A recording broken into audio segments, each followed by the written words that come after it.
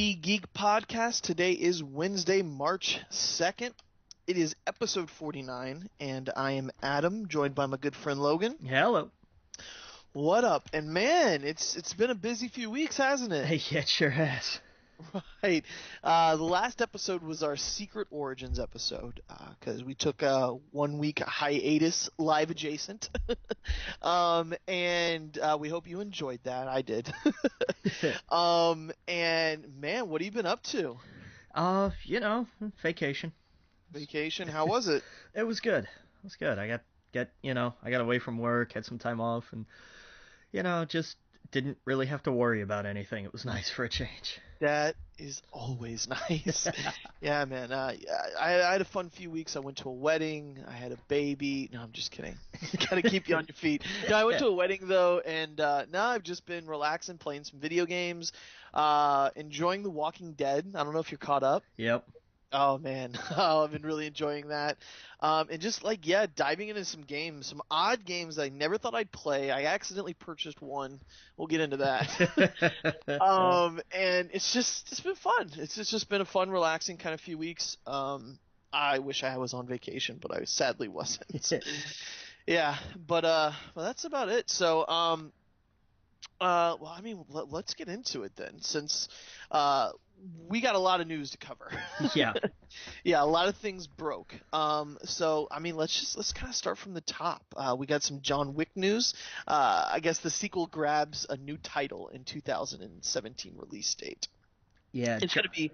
Oh, go ahead. John Wick Chapter 2. Yeah. So what do you think of that? I think that's pretty cool. Not where I thought they would go with it, but okay, cool. Yeah, exactly. I guess he's going to be in Rome. Yeah. And he's going to be kicking Italian ass, I guess was quoted. Sure, why not? Yeah, it sounds about right. The first one was fantastic. I think, people really gravitated to him in this role. So give us more of that. It doesn't need to be anything else. Totally. Yeah. They say in February 10th, 2017, looks like. Oh, okay. Cool. Yeah, can't wait for that. Let's see here. What else do we got here? We got some Blade Runner news. Yep. It got a release date, which is January 12th, 2018. Okay. On Martin Luther King Jr. holiday weekend. When was the last time you seen Blade Runner? I had to watch it for my thing the other year, so it's probably been 2 years. This is one of those movies I know I've seen, but I don't remember anything from it except neon lights. Yeah, go give it another watch. It's definitely one that I'm sure a lot of us saw when we were younger, and then it's like, oh yeah, it's that thing. It's like I know I saw it, but I don't remember actually seeing it. So go watch it again. Yeah, that's what happened. I watched it once as a kid.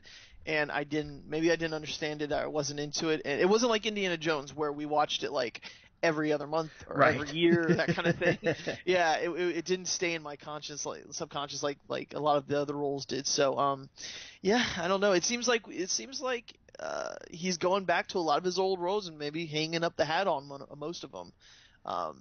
So we'll see. What else we got here? We got some Justice League begins shooting April 11th. Hooray. Yeah, so the movie comes out the end of the month, right? Oh, yeah, Batman. Yeah, what are we, 3 weeks? 3 weeks from Friday? 3 weeks away, man. I'm pretty excited. It's been a long time coming. It's been a little bit of a roller coaster, a lot of... grown moments. We won't get into what was shown in a lot of the trailers, but right. A lot of, it's been a bit of a roller coaster, and I'm just kind of anticipating to see it because I want to know. Yeah. I just hope I like it. I hope it's not too much. I hope it's good. Well, yeah. And to piggyback off that, we'll jump around a little bit here. Okay. Did you see some of the news about what's been going on set? No, what's been going on? Apparently, Batman has been on set in costume doing rewrites. I saw that. That's crazy. Well, I mean, he's a writer, so it. And not just like a hack writer. I mean, this is a guy who Academy Award. He and Damon for Good Will Hunting, and yeah. one of the one of the writers on Batman vs Superman. I can't remember, not Goyer, but the other guy, whose name completely escapes me for the minute, wrote the screenplay for Argo with him. Oh, okay. So there's a little bit of a rapport there between those two, and I mean, you know me, anything to get Goyer farther away from these things, I cheer wholeheartedly. So Right. Yeah. No, it's writer was Chris Tierro. Thank you. And Tony Mendez was the writers for Argo. But yeah, that's awesome. Like the fact that he's just sitting there in the bat suit and he's like, well, how about this? How about this line?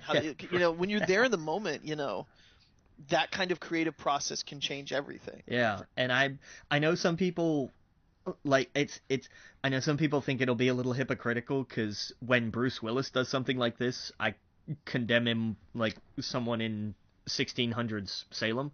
Right. But there's a difference. Bruce is a hack, and Ben knows what he's doing.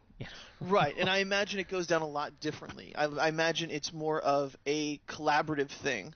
I'm sure it's completely different when you're butting heads. It's all about how you go about it. And I'm pretty sure Zack Snyder and Ben Affleck are like, hey, let's come at this. Let's collaborate. What about this? And they work together. You don't hear them throwing coffee at each other, screaming. Right. You don't hear Megan Fox calling someone Hitler. It's completely different. We somehow gets Ninja Turtles roles. Oh man. I guess she was really good at washing the car. I just don't understand that relationship with those two. Well, I mean, because he was only producing Turtles. That's true. Yeah, it's just you don't hear any of that kind of stuff, and that's a good thing. I mean, Ben Affleck, he is a pedigree, man. Like he knows what he's doing. He has the Academy Award for it, so it's that's good. I actually oh my God, to think, and it's kind of a funny relationship when you think about it because here's this guy who could probably, in my eyes, do a better Batman movie than Zack Snyder, yet he's kind of starring in it. And now he's kind of doing a little bit of the writing. I can't wait because from what I understand, he is doing his own Batman movie, right? He's directing. There are rumblings about that, yeah. And that should happen. Dude, imagine a Batman movie written, directed, and starred by Ben. It's kind of ridiculous when you think about it, but it would be cool. Sure, if you said that like 5 years ago, right? Like everybody exactly. would think, well, that's just insane. Yeah, exactly. But he knows his stuff, so I can't wait. Did you see him on Jimmy Kimmel Live? Yeah. Yeah, that was great. He got big, man. He got real big. Oh yeah, exactly. That's great. That was funny. And of course we're talking about he puts Matt Damon Matt Damon hugs him and he puts a big shirt over himself, kind of like there's been a video going around of a kid sneaking someone into a movie theater, like that. And so he brings him into the show and he comes out and Matt Damon gets kicked out, and yeah, it's just really funny. They try to bury the hatchet with the long running joke, but it's funny. Oh yeah, good times. Yep. So that's our Justice League news. We got some Wonder Woman news. We do. Yes. You want to take this one? Sure. Lucy Davis has. It's been revealed she's going to play the role of Etta Candy in the Wonder Woman solo movie. I'm not sure who Etta Candy is. I wasn't sure who Lucy Davis was either. But yeah, I don't know. That's cool. Any idea who Etta Candy is? I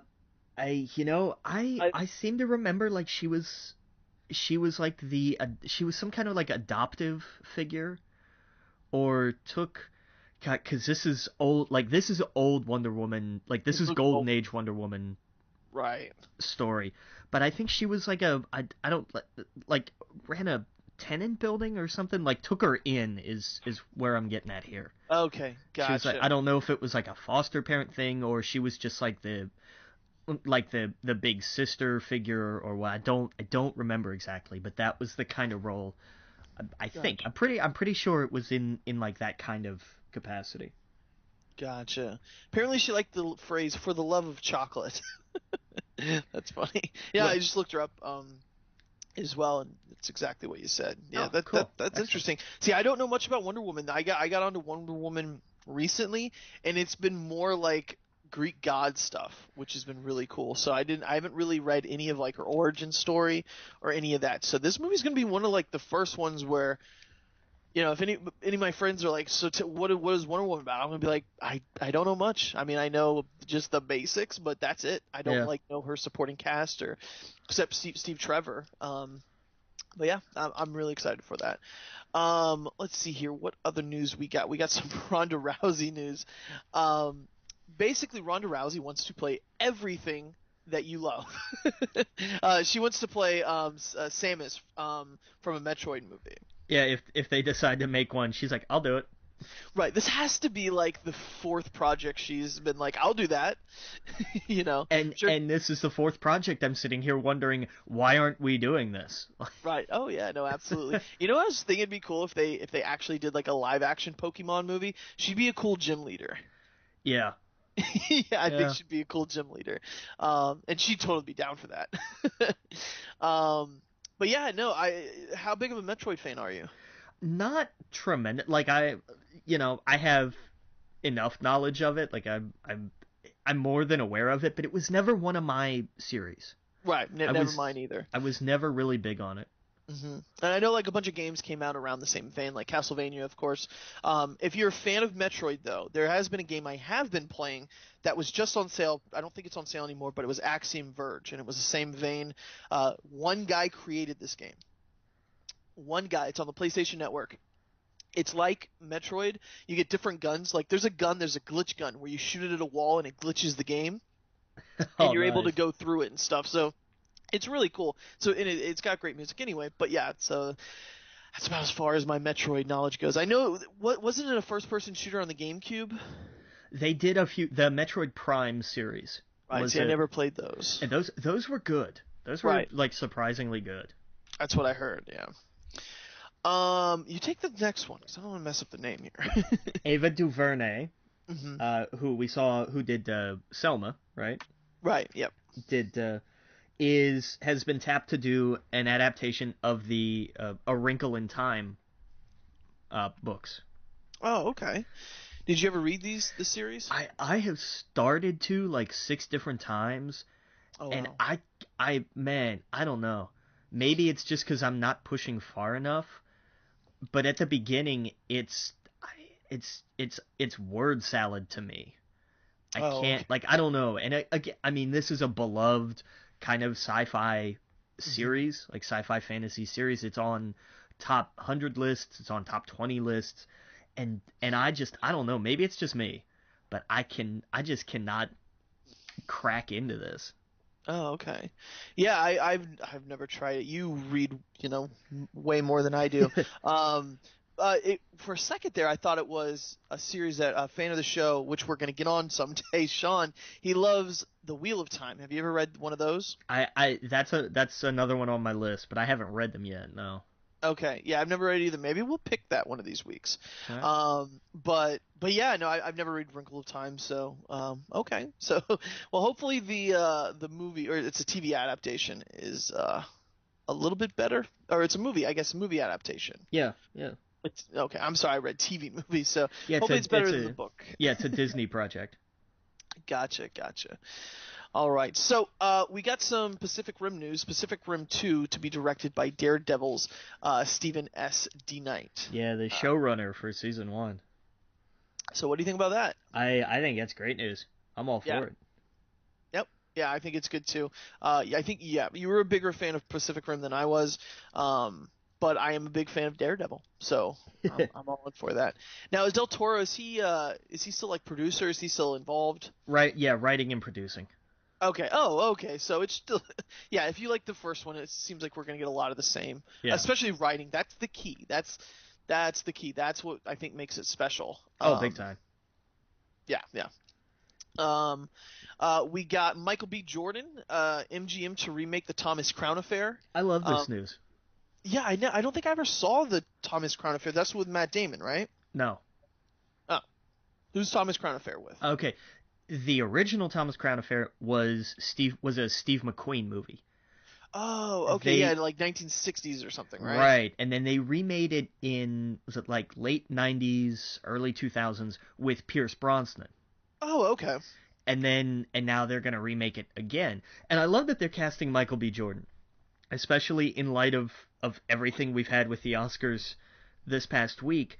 Right. This to me is a great example of hey, why does it always have to be a white guy? Right. Like, it could just be, this is a role that could just be anybody. So let's give it to somebody with talent.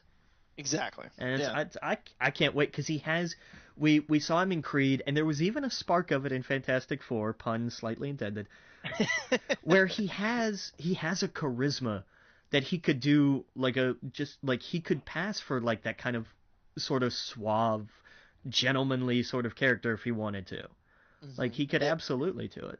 The dimples. Oh yeah. Dimples help.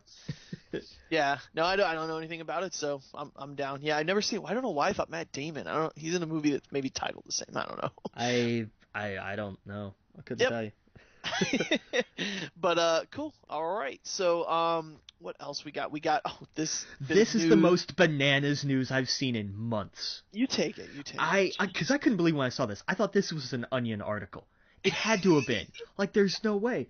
But no, like, there's an official, like, it's gonna be I don't know if it's getting an English release or not, but they are doing, and this is the title of the movie, they are doing The Ring versus The Grudge. Right. and I can't, like, in the actual in the more accurate translation is what's the girl's name?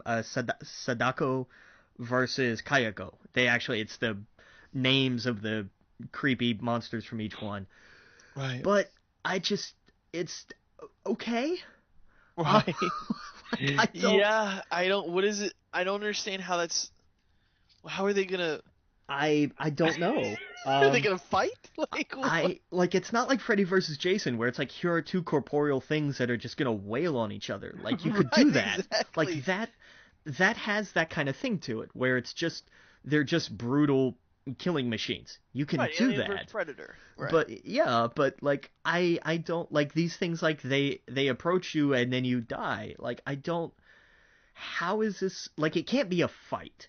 It has to be. Like, it has to be some kind of psychic territorial thing. What I think is going to happen is some really unlucky person is going to somehow stumble upon both curses at the same time. They're going to watch the tape in the house. Like... Yes, and then both of these things, and they're going to be like, oh, fuck. Like, it's going to suck.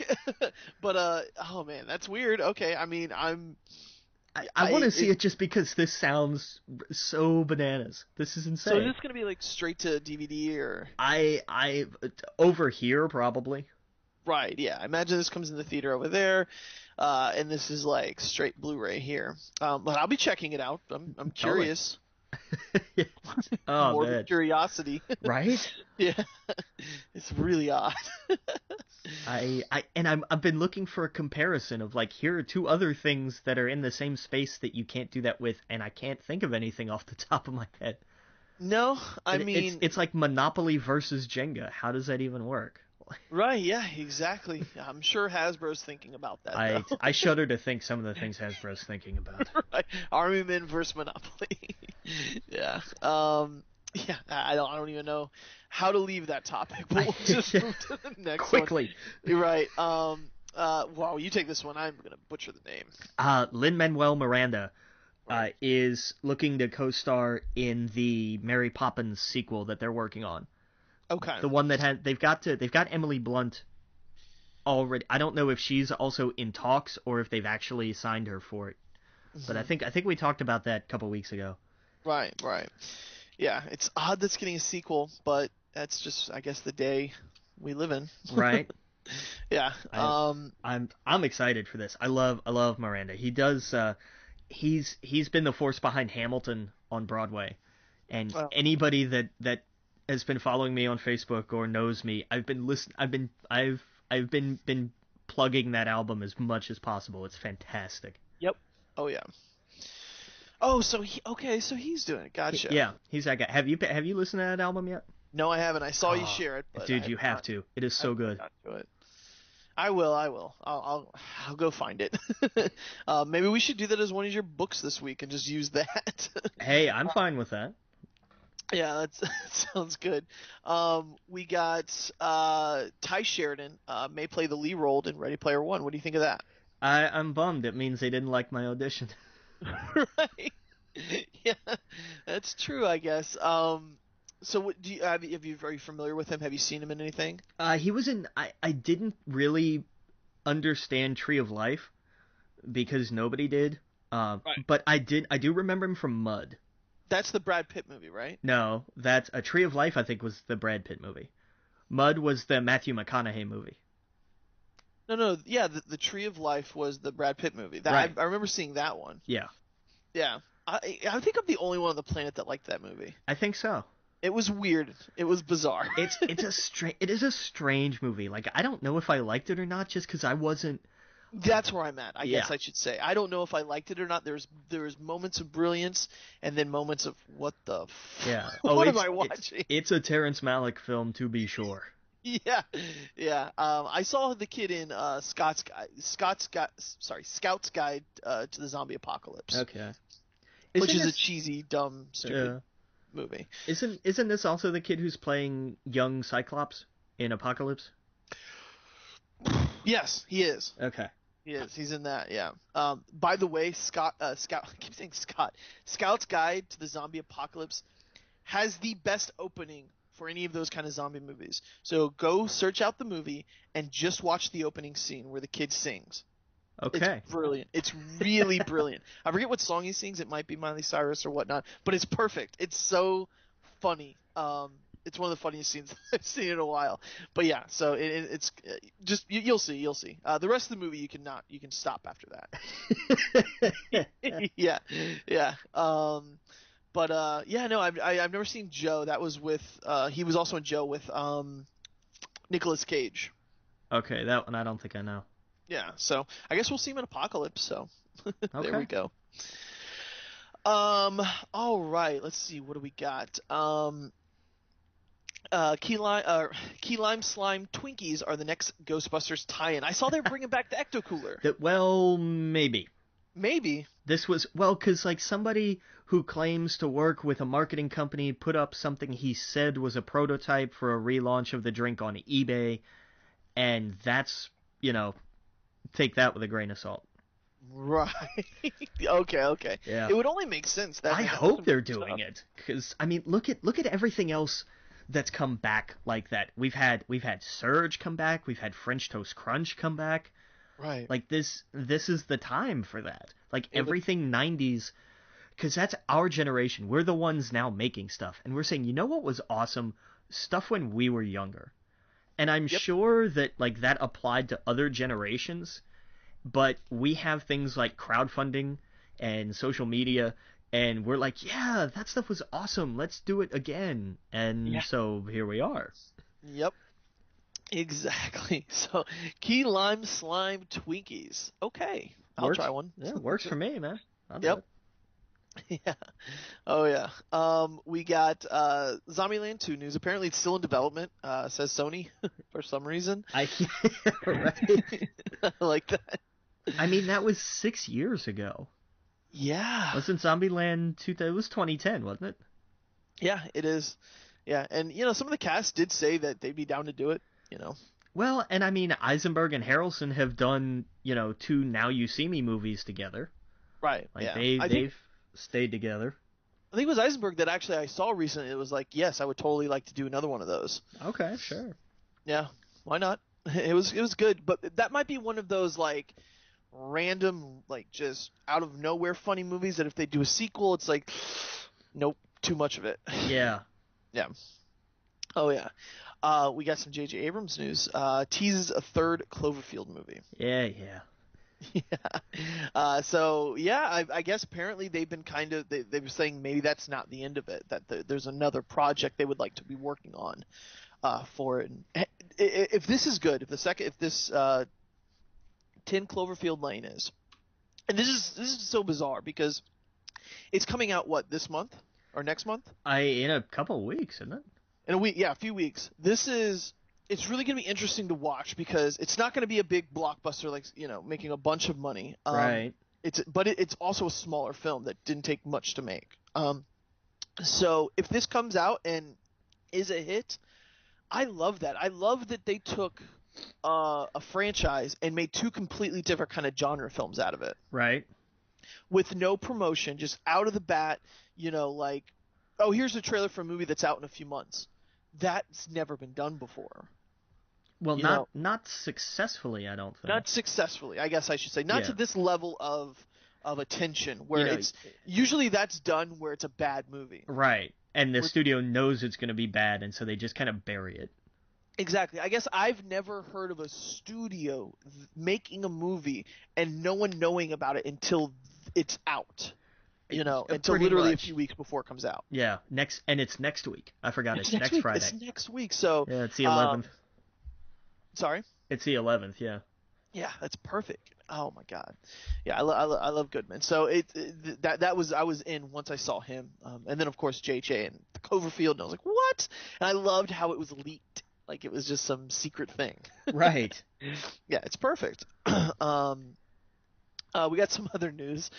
Quentin Tarantino vows to never work with Disney again after the Star Wars Hateful Eight theater dispute. Right. There was one of the theaters in Los Angeles. The story the facts are they extended the run of The Force Awakens, and that bumped the Hateful Eight. Right. It makes sense. A movie's coming out that big, they want to sell out seats, and they know they could. Tarantino claims Disney forced the theater to do it, or else they were going to take Star Wars out of the theater, out of that particular theater. Right. And thereby in the process, with them not showing the Hateful Eight, Tarantino got the shaft. That's his side of the story. It might be true. It might not be true. I don't think this matters. It doesn't. Because, I know Pulp Fiction was a Miramax film and they were owned by Disney, so in a way he worked for Disney, but I think this is such a non-story. It really is a non-story. Disney put their dick on the table and Quentin Tarantino got upset. He doesn't want to do business with them. Didn't see him doing business with them anymore. There's plenty of other studios that can make Tarantino type films, and we're all going to love them. It's like you're two friends that are fighting, and you're like, you guys are awesome at what you do. You're completely different people. Maybe it's best I hang out with you separately. Right. And it's like, okay, that works. Yeah, it's like if I want to go camping, I'll go with this one. If I want to go drag racing at night, I'll go with this one. Exactly. Yeah, it's like you two have two things that I enjoy, different aspects of each other. I don't care that you don't hang out anymore. It's not going to be, no problem with me. Like there's nothing wrong with this. So, but we got a lot more news to talk about. But we're gonna take a quick break. Again, you're listening to We Geek Podcast on the N.FM, and we will see you guys all in a few minutes. Welcome back to We Geek Podcast on the N.FM, and we are knee deep in movie news. We got some more movie news here with Guardians of the Galaxy. Tommy Flanagan joins Guardians of the Galaxy Volume 2. What do you think about this? I love it. I love Tommy Flanagan because I was a big Sons of Anarchy fan, and Chibs was one of my favorites. Mm-hmm. He was awesome.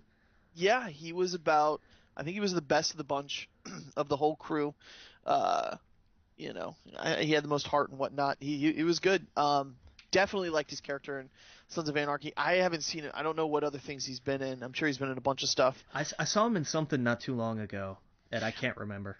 Right, same boat here. I've seen him in a few other things, but can't come to mind. That's awesome. Guardian Galaxy has this weird motley crew of actors and people and characters, and I love it. Right, and he's supposed to play Yondu's second in command. That makes a lot of sense. I think that's gonna be fantastic. That's gonna be great. Apparently Yondu and what's her name? The sister from Doctor Who. What's her name? She's bald, like she's Thanos' daughter. Oh, that's that Nebula. Nebula, yeah. Apparently she's playing a big part in the movie. So is Yondu. And what I'm thinking, this is just speculation. I didn't read this anywhere or whatnot. They might be joining the crew. I'm thinking of like of the Guardians. Well, they're introducing Mantis in this movie too, so that's going to be interesting. Refresh my memory of Mantis. Mantis was, and it depends on which one you look, because I've seen a couple different. Like, she's basically, it's like she's just another badass. Oh, like, okay. She has a different. I'm not so up on her backstory, but man, I can't remember off the top of my head. She's green. She has antennas. Yeah. Right. Okay. But just awesome, and I love that they keep bringing in some of these like kind of more obscure characters. Right. Because I mean, totally you obscure. couldn't have gotten more obscure than the Guardians of the Galaxy in the first place. Right. Right. But like, I'm all for it. And they cast, because I know we talked about when. Oh, who did they cast for? I can't remember, because this was a while ago. But they didn't announce the role. It was like, and this person was cast, but we're not going to tell you who. And everybody was like, oh, that's Mantis. Her name is Palm, and I'm going to butcher this. Palm Clementif? Such a bizarre last name. Clementif. Yeah, Palm Clementif. Yeah, with two F's at the end. Yeah. Yeah, that's who they cast as it. So, okay. Yeah, totally bizarre characters. It's, I think everyone, whenever we saw Guardians, was like, oh, we got to get Hulk in there. We got to get all these, like, now they're like, I like that James Gunn was like, no, we're going to kind of stick to Guardians. I'm sure maybe there might be a surprise or two. But, yeah, I like the obscure characters. I mean, I wanted Nova. That's the guy that I really like. Nova and Silver Surfer are my two favorite, like, Galaxy Marvel characters, if that makes sense. Like, right. Galactic Marvel characters. And we're not getting Silver Surfer, so I would really like Nova. Well, I mean, we have the Nova Corps. We have the Nova Corps, yeah, but we don't have something. Yeah. And this is my thought, is because in order to have Nova, the Nova Corps is this a spoiler for the comics? But Nova's character is the Nova Corps is destroyed. All of everything Nova goes to him. And so he becomes basically, think of like a Green Lantern with all the power of the Lantern. That's what Nova is. Until recently, I think the last like 5 years or so, it was kind of spread out through a few other Novas. But when I was introduced to him, he was just one guy, the last of his Nova Corps. It was like a Green Lantern without a corp, So, right. So I thought that was really cool, and so. Maybe something happens to the Nova Corps in this movie. Clearly, they're part of the universe and everything else. Maybe something happens to him and bam, there he is. But we'll see. I can't wait for that movie. We got some more comic book movie news. Fox removes Gambit from its release date, adds 2 untitled Marvel films. Now, what I think happened here is they removed the Gambit date because they just couldn't make it this year. Right. I think that's all it is. Right. And so the 2 dates they added, one of them is obviously the Gambit where they're pushing it, and the other one, a lot of people believe, is Deadpool, the sequel. So the 2 dates, so for example, the date for next year is probably Gambit, and the one for 2018 is, for January 2018, is Deadpool. That's what I think, because Deadpool did so great at the beginning of the year. Put him right there in January. Yeah, keep it there. Sure. Yep, so leave him in January. He'll be a big hit still in January. And the one for next year, I think it's going to be just Gambit. They're just going to push it to October because it's clear. Or I'm sorry, they're going to push it to 2018. Yeah. Right, they're going to push it another year because they're clearly nowhere done. So I don't think they've started shooting, right? No. Not even close. Right, so there's no way it was coming out this year. Yep, so that's all that was. James Mangold will direct Captain Nemo for Disney. Yeah. Now, I never saw Captain Nemo. Was that with Michael Jackson? Or am I thinking, what was he? Didn't he do like a Disney thing, Captain Nemo, or? It was originally called 20,000 Leagues Under the Sea. Then what did Michael Jackson do at Disney? I don't. Some of the child stars, maybe. No, he did something there. Captain EO. That's what I'm thinking. EO. Okay. Yeah, see where I made my mistake. Yeah. Yeah, Captain Nemo. Gotcha. Yeah. Okay, makes sense now. Yeah, so he's doing that for Disney. Let's see here. Interestingly, after he's done with Wolverine 3. Yeah, that is curious. He's going from a rated R comic book movie to Captain Nemo. And in the same X-Men vein, isn't Bryan Singer doing another, like, isn't he doing a 20,000 Leagues Under the Sea adaptation on his own? I'm not sure. Yeah. Is there an audience for that still? Like, no. No, there's not. They proved that with Around the World in 80 Days. Like, right. Nobody cared. And I actually enjoyed that movie. I liked that movie. I'm not going to really defend it, but I enjoyed it. But I think it kind of showed there's not an audience for those movies. Right. And they just did a Moby Dick movie. Like, Nobody went to see. No one went and saw it. There was the only thing that got close to this that I did enjoy was League of Extraordinary Gentlemen. You were the only one, I guess, but it had this, hey, let's have comic book characters that are like famous characters from novels, and I loved that. I thought that was a cool idea. It was, and in the comic book, it was done really well. Right. So yeah, any movie can be shit. Whoever writes it, directs it, or whatnot. But that idea I would go see another one of those in a heartbeat. Well, they're doing a I don't know if they're doing a straight remake of that as well, but I know there's talk of doing like a female version of it, like they're doing with Ghostbusters. Like, isn't there a Penny? What is it called? What's that? Isn't there a show on television right now like that? Penny Dreadful?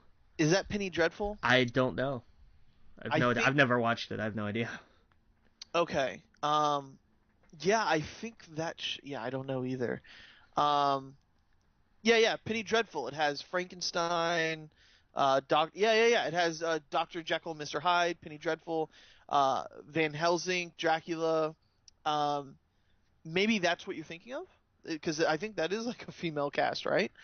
I think this was something different though. Okay. This was like they were talking about specifically like a female-centered spin-off from League of Extraordinary Gentlemen. Oh, okay. Yeah, I'd totally be down for it. Yeah, those kind of films I'd be into, but this Captain Nemo, okay, I guess. It's just old time. Like, is there really an audience for Jules Verne movies? There's not. Yeah, I don't think so either. Nope. And who are you gonna? This is a Disney film. Like, who are you? I don't know. Captain Nemo. We'll see. I guess they believe in it. So we'll see. We got some Hellraiser news. It's called Hellraiser Judgment. Is that correct? Yeah. All right. So the cast and synopsis revealed. New Pinhead is Paul T. Taylor. Sure. Yeah. Did you ever see this series? I did. I wasn't impressed. But it just wasn't, like, at this point, like, I was so burned. It's an interesting idea. It's a novel idea. It didn't work for me. And it's fallen the same fate as every other horror film from that time, where, I don't know, this is like the 87th one of these films. Where it's just, man, let some of this stuff go for a few years. Right. And then come back to it in a big way. You want to talk about a shared universe that nobody's tapped into? Here you go. Like this. This is an entire universe unto itself. Freddy, Jason, Chucky, Pinhead, Leatherface. You can build a shared universe here. But whoa, I didn't even think of that. Yeah. Are they all the same studio? I see. That's what I don't know. And especially with Friday the 13th, because they got jumbled between Paramount and New Line and back and forth. There's a whole big to-do there. I think that is settled, and that's why we got Freddy versus Jason. Right. So I'm pretty sure those two are at the same studios. I don't know about any of the others. But you want to talk about, like, everybody wants to build a shared universe now. There you go. Like, you can have all of these, like, you can have like an 80s slasher film universe. You can absolutely do it. Yeah, that's crazy. I never thought of that, but that would be cool. You know, you could and you know, like, have throw Scream in there just for fun, you know. Oh yeah, Texas Chainsaw Massacre. You could do a few different things. There, you know, you've got 5 or 6 there lined up ready to go. Mm-hmm. So I mean, that's something you could look into. And again, I don't know who owns the rights to what, so I couldn't tell you. But you could do it, because I know they want to keep doing these, because there's always talk about a new Friday the 13th movie. I think there's one coming out next year. But is there? There have been talks, but I think that I don't know if it's gone any farther than that. I doubt it. I know there's a game they've been like, and the game looks awesome. Like, right. They kickstarted it and it was funded, and they're still kind of crowdsourcing it in stages, which is cool. Mm-hmm. And when it comes out, it's gonna be great. Yeah, it's a I forget the exact term. It's a lopsided multiplayer game. You've got, you know, you have like the 7 counselors against Jason, but they've put like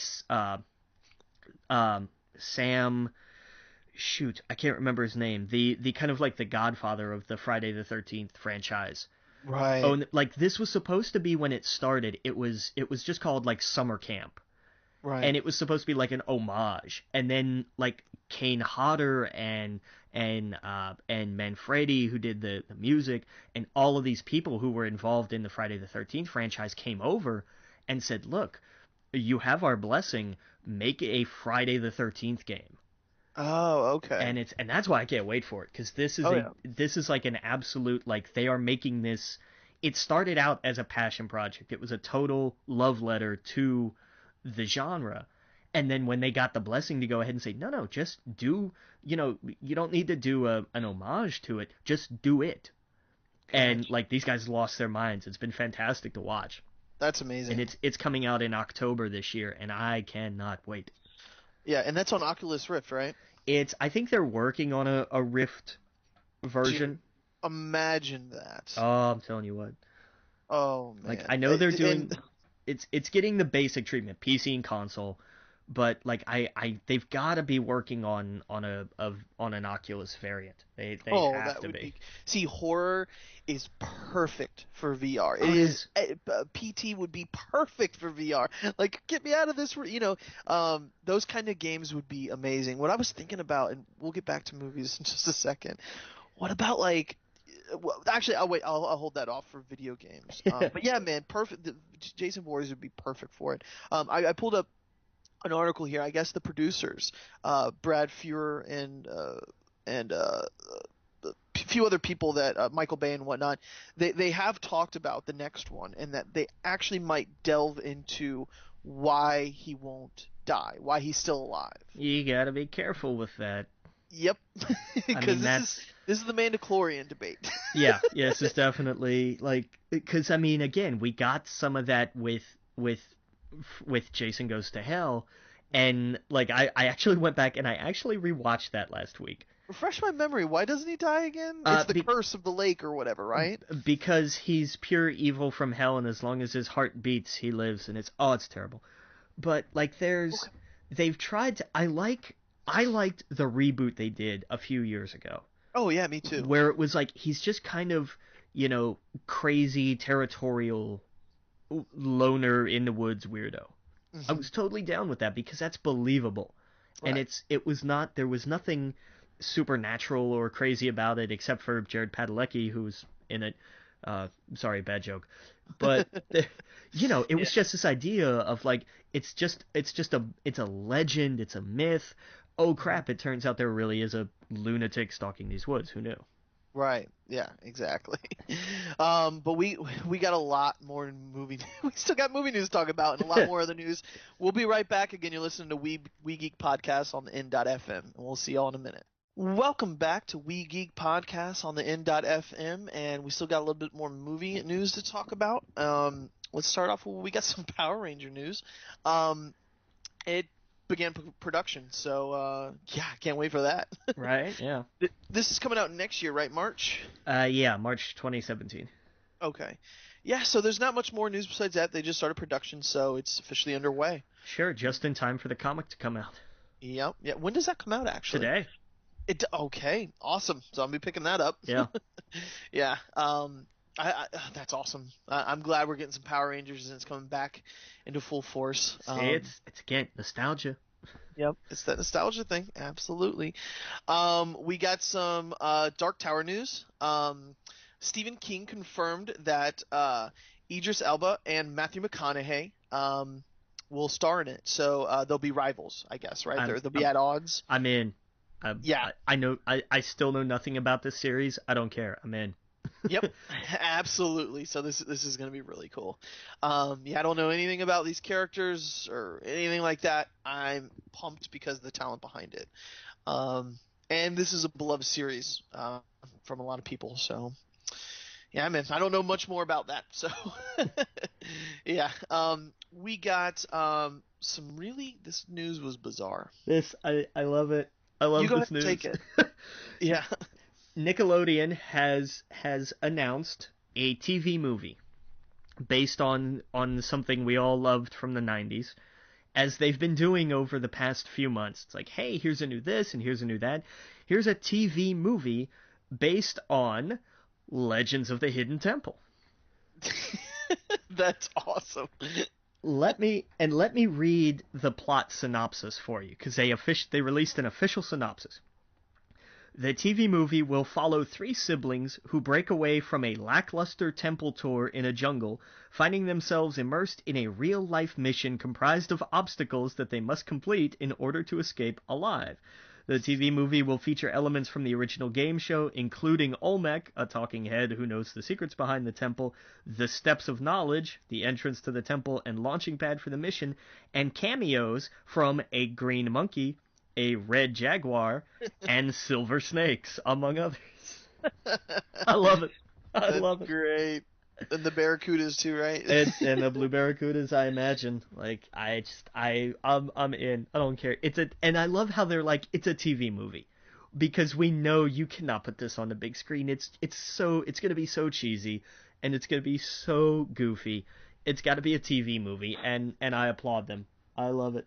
Yeah, I love someone was sitting around at a table and they were like, what do people love from, their childhood? They love Hidden Temple. Let's just do a TV movie about it. Why not? That's the most interesting thing I've heard of Nickelodeon for a TV movie I've heard in a long time. Like, that's going to get not only kids to watch it, but older people to go, hey, I'm going to go record that and watch that later. It's a way to bridge a generation. It's our generation sitting down with some of our kids who are probably 4 or 5, how old am I, 9 on some counts, but right. To sit down in front of a TV and say, I love this was cool, they're bringing this back for you, it's bonding. It's something that the family can do together. It's brilliant in that respect. It's absolutely brilliant. It's perfect. Yeah, it's when I saw that I was like, okay, that's awesome. Totally. Oh yeah. We got some Harry Potter news. 2 confirmed. They basically confirmed there's going to be 2 more Harry Potter. So it's going to be a trilogy for the new Harry Potter series. Yeah. Fantastic Beasts and Where to Find Them is going to be a trilogy. Yeah. Yep. So, like most big franchises these days, they automatically are going to be trilogies. It seems like. Right. Yeah. Yeah. So that's cool. I don't know much more about that. Than that, but just that's going to be a thing. Right, exactly. Oh yeah. Did you see the have you heard of the animated movie that they're making called Sausage Party? No, I don't think so. Sony's doing it. It's with Seth Rogen, Paul Rudd, James Franco, Jonah Hill, Bill Hader, Kristen Wiig, Michael Cera, Danny McBride, Craig Robinson. So basically that entire shared universe unto itself in a movie. Yes, and it's about food that I forgot what happens. I think like the hot dog breaks up with the donut or something like that. Of course it would. Right, and so like him in the supermarket have to, I don't know, go on a, I don't know. I saw an image from it and it looks like an R-rated animated like CGI film. Sure. It looked funny. So yeah, that's gonna be cool. I think so much talent in that right there. So Yeah, I thought that was really really cool. But yeah, let's move on to some TV news. The top one, let's see here, Young Justice. Netflix is currently renewing Young Justice stats for a potential season 3. And again, maybe big question mark here. Yeah. So, did you see all of Young Justice? I did, and I want a season 3. It was a solid show. It was really good. Right. Yeah, no, I've seen a handful of episodes and I liked it. But yeah, that'd be awesome. I mean, I know it's beloved by many. Yeah, they did, because like season 2 there's a time jump between 1 and 2, and that was what the video game was supposed to cover. Oh, okay. And nobody knows what happened during that time jump because nobody could actually play the video game because it was garbage. Right. It was abysmal. It was a PlayStation game, and I don't mean exclusive. I mean the original console. Graphics, gameplay, all of it. It was so bad. Oh, that sucks. Yeah. That's what was terrible, because everybody got so hyped for this because, hey, Cartoon Network did their thing where they're like, and we're canceling all the DC animated stuff because hey, look over here at Adventure Time. Like, there was never a reason. Like, they just canceled all of it.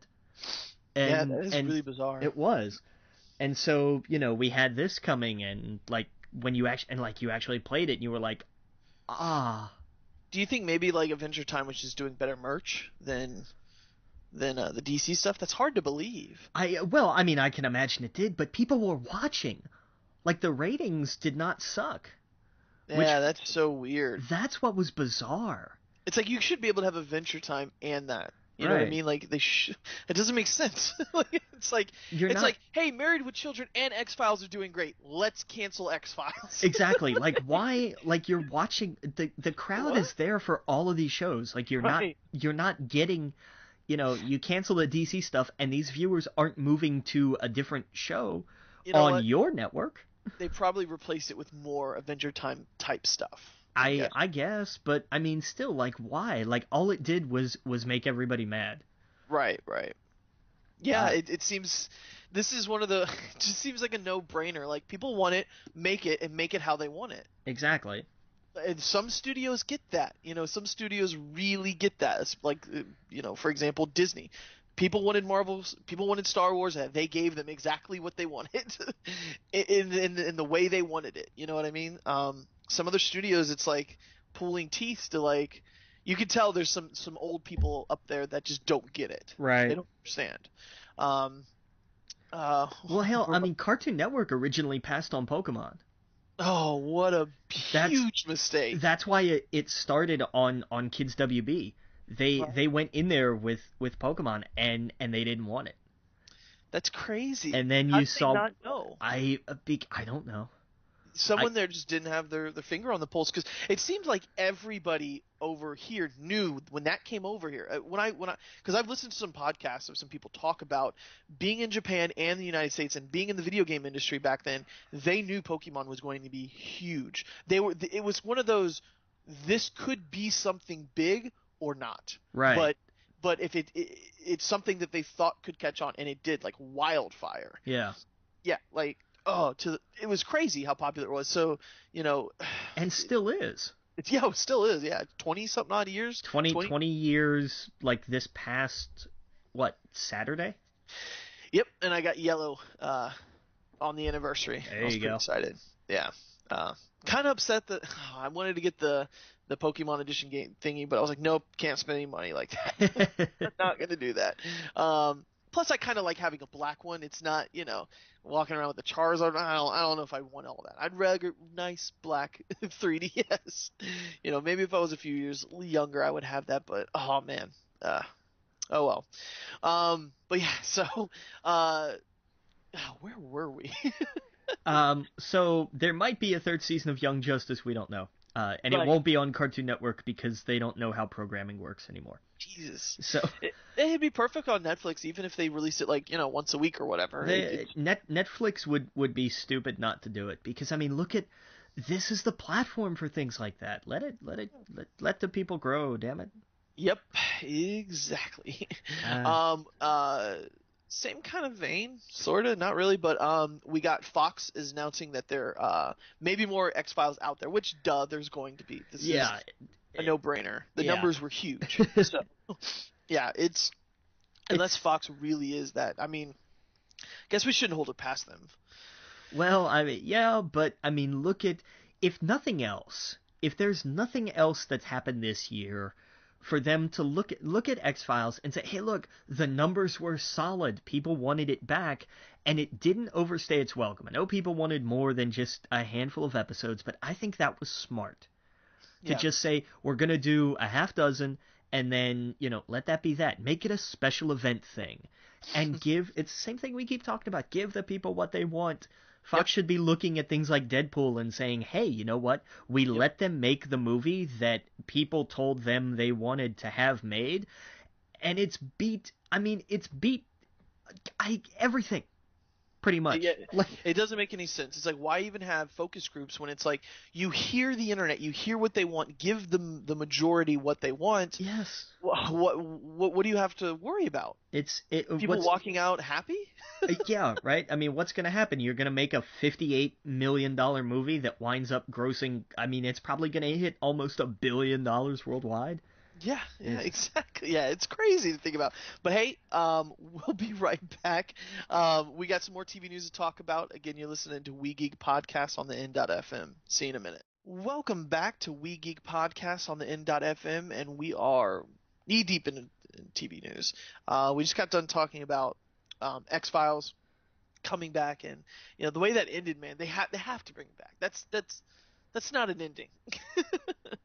Did you see it? I won't say anything. I haven't yet. Like I'm kind of waiting on stuff because like now some of it's starting to wrap up and everything, like X-Files, and I know there's a couple of, like, Agent Carter just wrapped up, and so I'm gonna sit down and do like just all of these like mini series at a time, kind of thing. Gotcha. Yeah. Well, by the end of the day, at least we had the werewolf thing, the wereman or whatever. That was beautiful. I love that. If for nothing else, we had that episode. It was worth it. That alone. It was such a hysterical episode. Yes, it absolutely. Yeah. So we'll see it back. It's not going anywhere. It was huge. And if people, the one complaint about it is there's not enough. That's a good thing. I hope Fox hears that and they give it like 16 episodes or something next time. Oh yeah, I think 16's perfect. That kind of series, you don't do the full 24. 10 maybe, I guess. Do 12. Yeah, okay, I guess 12 or 13, like the Netflix shows. Yeah. That'd be perfect. We got some DC news. DC Powerless. Vanessa Hudgens cast as the NBC comedy pilot. And doesn't some people join her with this? I don't know. I didn't see, like, did we get anybody else? Yeah. Hold on, I'll pull it up. Go ahead and talk about it while I pull it up. Well, I mean, they describe her role as someone who quote loves her job but is increasingly exasperated by the destructive antics of superheroes in the city. Okay. So she's gonna be like everybody else who's ever worked in an office ever. Right, exactly. This is going to be like The Office, but the DC comedy. Okay, so Danny Pudi from Community, he's going to be in it. Okay. Alan Tudyk. Yes, Tudyk, from Firefly. That's right. Firefly. Yep, and Christina Kirk is going to be in it too. So this is they've got some really good talent in here. This is going to be hilarious. I think Vanessa Hudgens is going to be like the straight person, and the rest are going to be all goofballs. At least that's what I think. Vanessa Hudgens is great too. Did you see the Grease thing that she did live? I didn't see it, but I heard it was actually good. Oh yeah. I didn't see it live either. I just saw that one part. There's like one thing I don't know Grease. I've seen Grease a long time ago. Whatever. So there's a song that she does in the school, and it's just like, holy cow, she's talented. Apparently she did it too. Like it's a live show, right? She found out like 2 or 3 hours before the show that her father passed away. Yeah, I remember that. And she had to perform. So like, oh man, that on top of it's just, it's crazy how talented is she. So, Happy for her, happy for the cast, for getting this, because I can't wait. I can't wait. A comedy in a DC universe. Look, it can work. I think it absolutely could work. I think this is going to get the people who like The Office. Look what they do with the Muppets. They did The Office with the Muppets. Yeah, and it works. That's another one that I have to catch up on. But like every episode I've seen, I'm like, they keep doing. Yep. I mean, my God, Yeah, I mean, if this is any good as Park and Recs and The Office, it seems like they know that format. 30 Rock, a lot of people loved. They know that format. So in that set in DC, it scratches two of my itches. So it's like, okay, that's perfect. And you can include things like the Swedish chef doing karaoke for Rapper's Delight. Like yeah, exactly. You're gonna get these funny things. So I'm all in. And I love. He's Danny is called Abed in Community, and he was one of my favorite parts because he was just nonstop pop culture references. So I hope his character's a little bit like that. That'd be great. Okay. If it's straight up Abed in the show and they just don't call him Abed, that would be hilarious. that would be a funny thing. But yeah. So what else do we got here? Go ahead and take the next one. Yeah. Jeff Loeb, who's kind of in charge of everything TV over at Marvel. We reported, like a month ago or something. I say reported. We mentioned somebody else had reported that there was talk of a Punisher spinoff from Daredevil. And Jeff comes out and he said, whoa. Just hold on a minute. No. But it wasn't like, no, this is never going to happen. It was like, we have no plans at this time. Right. Kind of thing. So it's going to happen, just not right away. Basically. Right. I think we're going to wait until everyone sees Daredevil. I think that's what Marvel's doing. There's no reason to announce anything this moment. Right. If you're going to do it when all cylinders are going, and do it when everyone's watching the Daredevil in about a week or so, even a few days afterwards. If you're going to make an announcement, go, guess what, we're doing a Punisher show. That's when you do it, not beforehand. You don't want to do that too quick. But yeah, I can't wait for that. That's in like a month, right? End of this month. End of the month, March 18th. Oh man, we're good. Oh, that's right. It comes out the same time as Batman Superman. a week before. Oh, a week before. Okay, gotcha. Yeah, we get Daredevil in 2 weeks. We get Batman vs Superman in 3. This is going to be a great month. Month. Look at that. Like, do we get anything this week? Like, is there anything good coming out this week? I don't know. Just because I know. Yeah, just because I don't know. But next week, 10 Cloverfield Lane. 2 weeks, Daredevil. 3 weeks, Batman vs Superman. Right. Yeah. I don't know anything coming out this week. I think Eddie Eagle came out already. Now London Has Fallen, maybe. Look, that'll be fun for what it is. Right. Like, let's not kid ourselves. Right, exactly. Like it's not gonna be like, this is a great movie. It's gonna be like, that's fun. It's a fun popcorn movie. It will be. Right, exactly. But like, it is what it is. It's not, and I like that they understand that. You can tell, like, they're not trying to say, hey, this is something with some big geopolitical importance. It's like, no, look, Olympus Has Fallen was a great, like, kind of new-ish Die Hard sort of film. Mm-hmm. So we decided to just do another one in London with a bigger budget. Right. Fine. Yeah. Totally. Yep. No, absolutely. I think Division comes out next week, so that's going to be kind of big for a lot of people. Yeah. They're crowning that as the next Destiny, so we'll see. Yeah. Well, take that as you will. Yeah, man, I mean, I like the goal. I like the idea. Yeah. It ain't going to happen. Well, a lot of people are saying it does what Destiny, it gives you that itch, and it does a lot of things better. Just the way how the open world works, and a lot of the single player aspect, and they're like, you can go and chill and do downtime and do single player stuff. But if you do the multiplayer, if you do the Dark Zone stuff, you get better stuff. So I don't know. I don't know if I want another Destiny, because I'm bored with Destiny to tears. The only reason I ever log in is when my friends are like, we need you, and it's like, I am going to be so bored of that. I'd rather sit in a group chat with them and play Pokemon or something. There you go. It's that game is not fun to me anymore until they have new content. So, Division, okay. It's like to me, it reminds me of the time where like I played World of Warcraft for however long, and then something else came out, and they were like, "This is gonna take it down." The City of Heroes, it's gonna knock it out, and it doesn't. Everyone plays it for 3 months, and then it's done.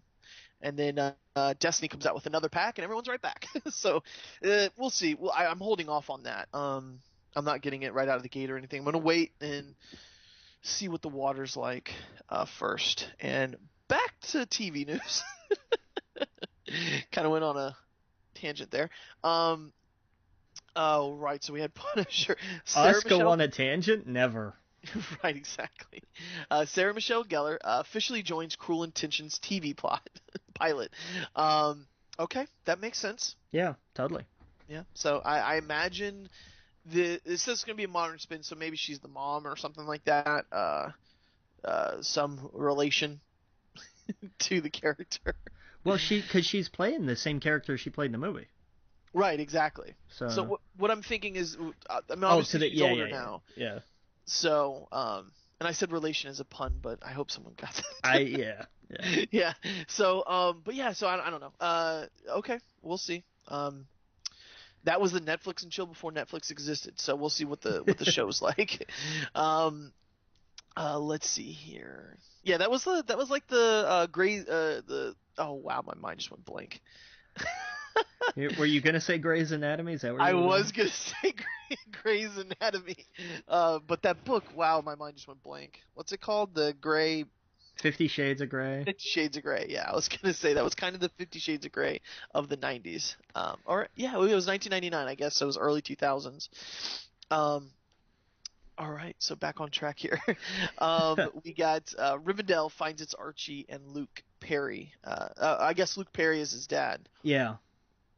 Yeah. So who's playing Archie? KJ Apa. Never heard of him. I kept meaning to look him up and just forgot. Yeah. I have no idea. Okay, he could pull him off. He would need what, blonde hair though? Well, and that depends. Dark hair. You could go either way, really. I'm not real picky on Archie's hair color. I'm not either, but isn't that like kind of iconic though, right? Like, I don't know. I wouldn't get upset, but yeah. Okay, so yeah, he looks like he could play a teen in a WB show. So, okay. Yeah, and okay. So yeah, Luke as his dad. So we found out who Iron Fist is going to be. Yeah, and let's talk about this. Okay. Finn Jones, who played Loras Tyrell, for a brief time on Game of Thrones, because that's just Game of Thrones, has been cast as Iron Fist, and now I've been seeing a lot of debate upset that it's a white dude. Why? That's what I'm trying to figure out. Like, are they confusing Danny Rand with Shang-Chi? I think so. Like, I mean, I understand. They have to be. I mean, I get that. I saw a thing that said have him have mixed heritage, and there was a good point to that, which was the idea of it makes it adds a little depth to the idea of cultural appropriation. Right. So that you can come at it instead of just, hey, look, it's a white guy who knows kung fu and so on. There's a couple things here. First of all, this isn't Marvel in the 1960s anymore. We don't have Luke Cage as Power Man with an afro and a half-open yellow shirt because that was the time. Right. We have a Luke Cage who's a complex business owner. Like we're in the 21st century, and these shows reflect that. I kind of liked the idea of a minority and someone who's not. Like, I think that plays well off of each other. Yeah. I would have not cared at all if he was mixed, of course. But that Danny Rand, it seems like this is a knee-jerk reaction to people who didn't read the comic. Exactly. Like, this is that's part of it. Like, this isn't whitewashing something. No, this is actually kind of. It's not a part of his character. I mean, I guess it kind of is, but it's not really. It's not pivotal to his character. Right. If they made a mix, that would have actually made a lot more sense. So I'm totally on board with what you're saying. If he was just straight Asian, if whatever, that would have been a little weird. But it wouldn't have completely turned me off of it, I guess. But I don't know. That's just it just sounds like a knee-jerk reaction. Right, because I mean his whole thing was like his whole thing with his character was that he's the son of a wealthy American businessman. Oh yeah, and I loved the ebony and ivory. I loved that of them. Like it was cool. It's that that should be shown. That's awesome. Yeah. And it sounds like a knee-jerk reaction of someone that clicked on it, didn't read comics, and got upset in a comment section. Yeah, it's like, oh, it's a white martial arts guy. How dare you? And it's like, man, read up on some shit once in a while, you know? Right, exactly. Yeah, exactly. Yeah, it's like, it's always been like that, and maybe that was just because it was a sign of the time, when he was created and whatnot. So maybe that was. That could have probably been done a little bit better back then, but what? Come on, like that's getting a little too ridiculous. Right. I understand where again, like with Michael B. Jordan in the Thomas Crown Affair, that character can be whatever. It's not important. It doesn't matter. Cast people with talent. I don't care what they look like, where they're from. Make it a woman. I don't care. It doesn't matter. That's not important. But with something like this, it is a little important, and it can be used as a way to address these things. Is that not, to get a little philosophical for a second, is that not the point of media like this? Is that not why we tell stories in whatever form it is we use? Yeah. Is that not also part of it? Like, so let that show how it's going to show, and be mad if it sucks. Right, exactly. Yeah. Yeah, no, I totally agree. And, I trust Marvel at this point that they haven't done anything where I felt like they're just doing it to do it. They're doing it to be PC, or they're doing it to, to pander to somebody. They usually make the right decisions that make the audience happy. So I trust in that. You know what I mean? Like there's a little bit of trust when it comes to that. I still don't have that with DC yet, just because I feel that they're still not. They don't listen to their audience as much, but with Marvel I do. So when I heard this and I saw this and I thought, great, that's smart. I could totally see that kid as not Luke Cage, but Iron Fist as Danny, and so okay, I guess they're just trying to make a story out of nothing. I mean that's what I think, but I mean it does speak to, like, we have to do a little bit of research. If you did the bare minimum of research on this before you freaked out over it, then you'd understand, oh, okay, I shouldn't actually be mad about this. Right, exactly. Yeah. Yep. Absolutely. Oh, yeah. So what do we got here? We got, did you see the trailers for Daredevil? I did, yeah, because they finally put up part 2. Yeah. And I love the way they did it. Like, part 1 is all about Punisher, part 2 is all about Elektra. Mm-hmm. And it's an interesting dynamic with each one of them. Yeah. And you have to remember they're both going to be interwoven in the season's not going to be split that evenly. Right. Like this is the most we've seen of Daredevil. Yeah. It's cool. I've never been a fan of Elektra, but once seeing her trailer, I was like, okay, I'm on board. I like what they did with her character. She's good in the Ultimate Universe. I'm not too up on like her regular continuity, aside from in one of the recent volumes of Thunderbolts. See, I didn't think she was alive in the recent. I maybe, I don't know. Like I remember like for like when they revamped it, when they did Marvel Now, and like they revamped, and like they revamped Thunderbolts, she was part of the team. Right, it had Thunderbolt Ross as the Hulk and Punisher and her. And there were, I forget who else was on it. Venom. That's right. Right. But in the, like, there's a great Daredevil and Elektra miniseries in the Ultimate Universe. Oh, okay. And it's really, it was what, like 5 issues, 6 issues, and it's definitely worth checking out. Because it's them at college kind of thing, and you're introduced, it's more focused on Elektra than Daredevil. Okay. It's kind of like he's the supporting character. Oh, that's cool. And it's a good story.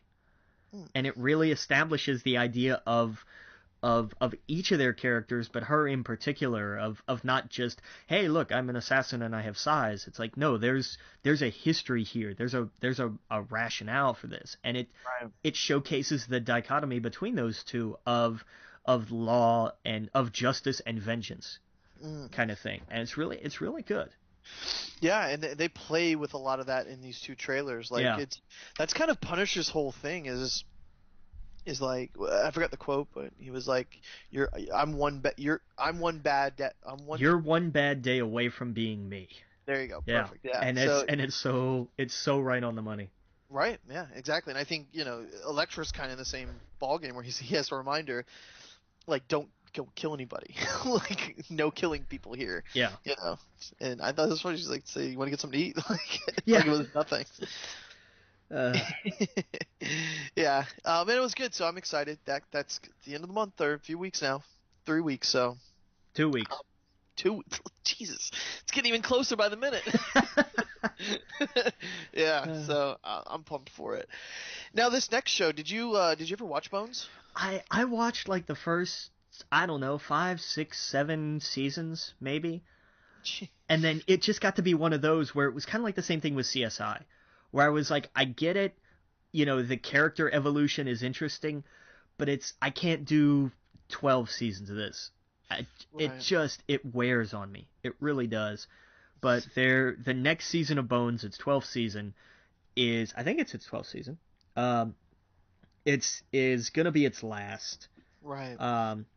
Yeah, it's 12. It's 12. It's its 12th season, and it's also gonna be 12 episodes. Oh, okay. But I tuned in for it first, for David Boreanaz, because hello, Angel. But like I'm amazed when a show runs this long. Right. It's always astounding. It's got the kid from Freaks and Geeks. Yeah.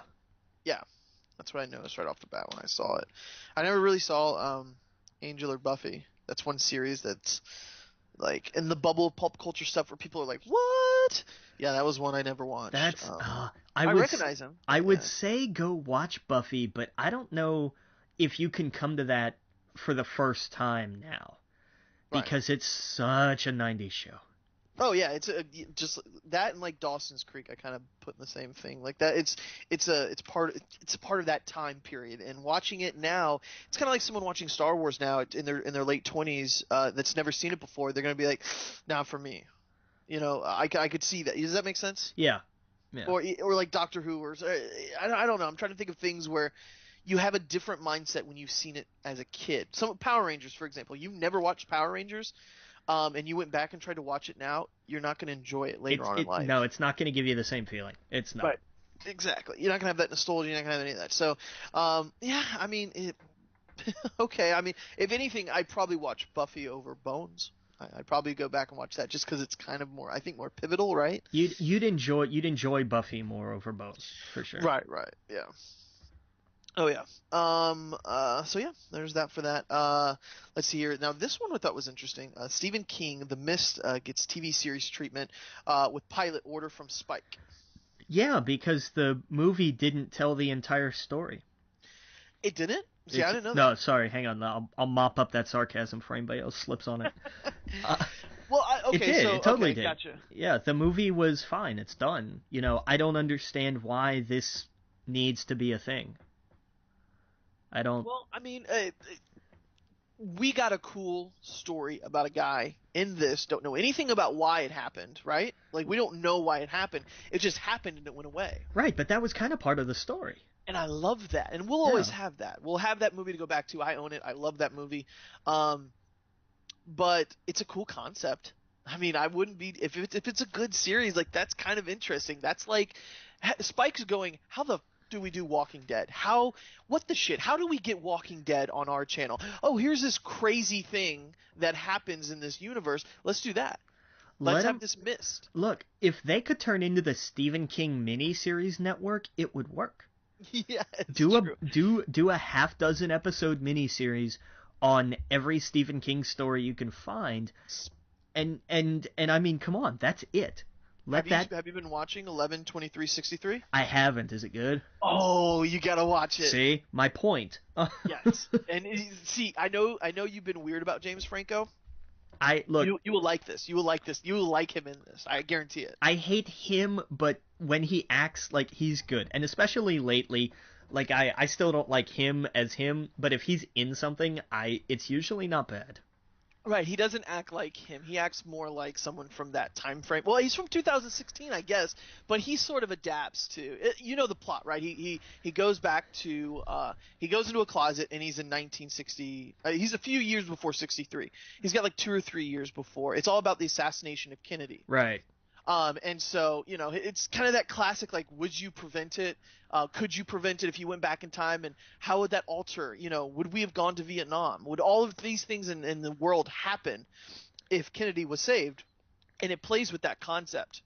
And it plays with him, too, because he starts thinking about things in his life and people connected to him. Oh, I heard – wait, didn't someone tell me this tragic story that happened to them? Could I prevent that? Yeah. Could I prevent something in my personal family from happening? It's just so interesting. It kind of reminds me of like Back to the Future, but like not goofy, but not like an 80s adventure movie, but like kind of a little bit more serious. Yeah. It's a really, I love it's a miniseries. I love it's going to be 9 episodes and that's it. That's all you need. You don't need like 7 seasons of this. No. So if Mist did something like that, oh, that would be awesome. Sure, and I mean, you could take. I mean, my God, Stephen King's bibliography is massive. Right. Like that could be if Spike can pull that off, then they could just do that. They could get away with that, and let that be the show, the Stephen King Chronicles, or something less goofy sounding. Stephen King shared universe. Exactly. Yeah.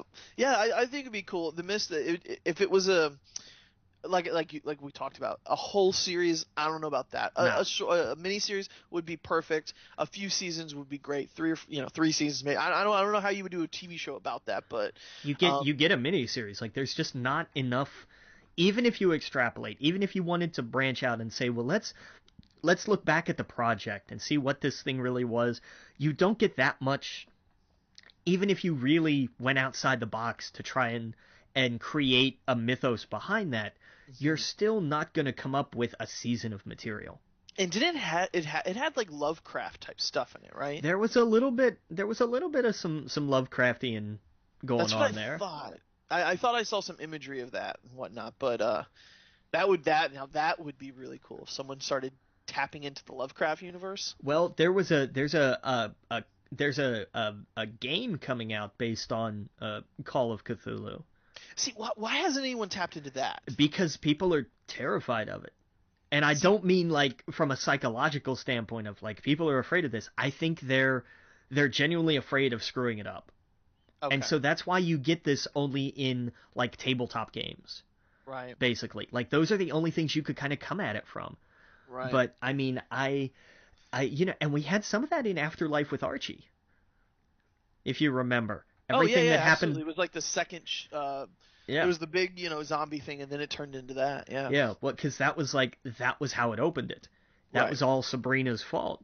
Mm-hmm. And I love that they were like, Sabrina the Teenage Witch called Cthulhu. Like that was, to me, that was hysterical. Yeah, exactly. And I mean, just the idea, like there's so much there to play with, and especially just the idea of madness in general. Right. Like you could really work with that if you wanted to, and there's plenty of material there to work with.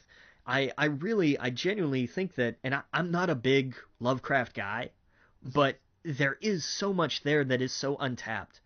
That's the next big well of potential is Lovecraft. Oh yeah, absolutely. That would be huge. Don't know what else I can add to that, but I completely agree. Right. We got some more TV news here. We got some Bill Paxton is going to star in CBS's Training Day sequel. Sure, why not? So this is like a TV show? Yeah. A whole show off of Training Day. Yeah. I don't understand. Now you know why Ethan Hawke didn't want to come back. Yeah, pretty much. I don't understand that. Okay. I don't know. I have nothing to add to that. It's really weird.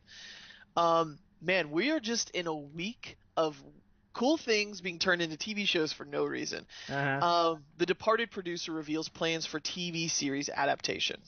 This could work in a broader sense of like police corruption. Yes. This you could branch out. This I can understand. Right, and it does. I wish they just kind of took the concept and not the story. Right. And they just made a TV show out of that kind of, undercover stuff. Because that's how it works, and that's an interesting show. I'll watch that show.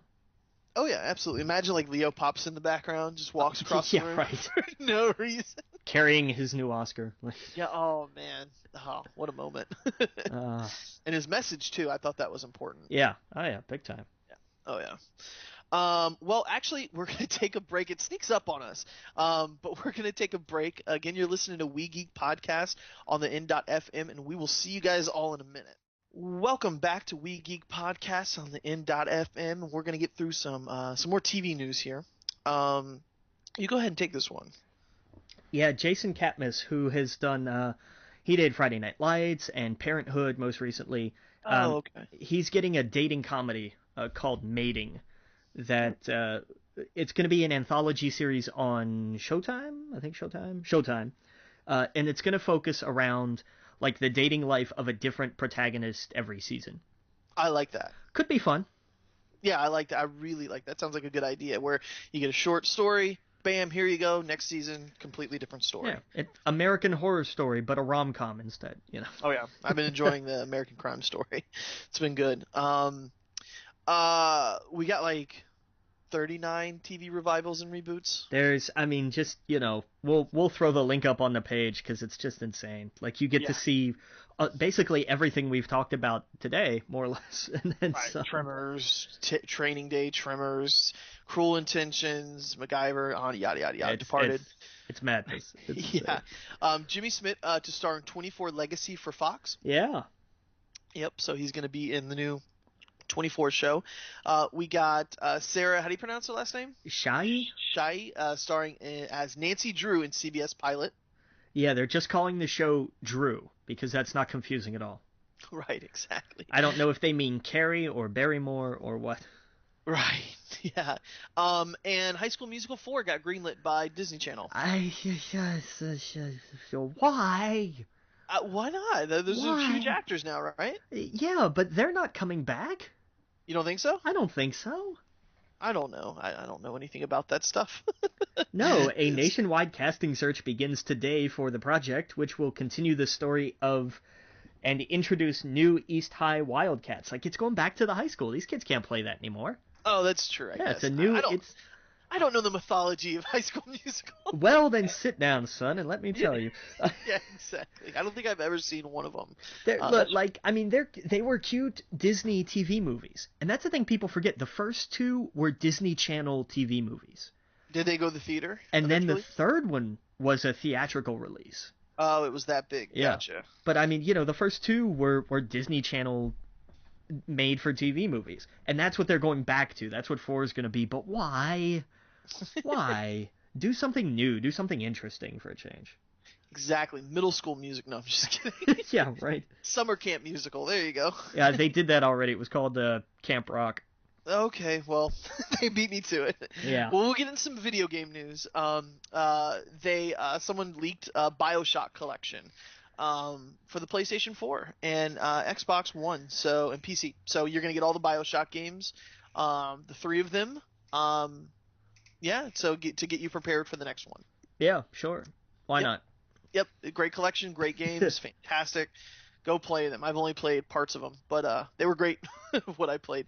Sony dates the PlayStation VR presentation and hands-on demo for March 15th in San Francisco, which is coming right up. Yeah, it's going to be at GDC. Yeah. Yep.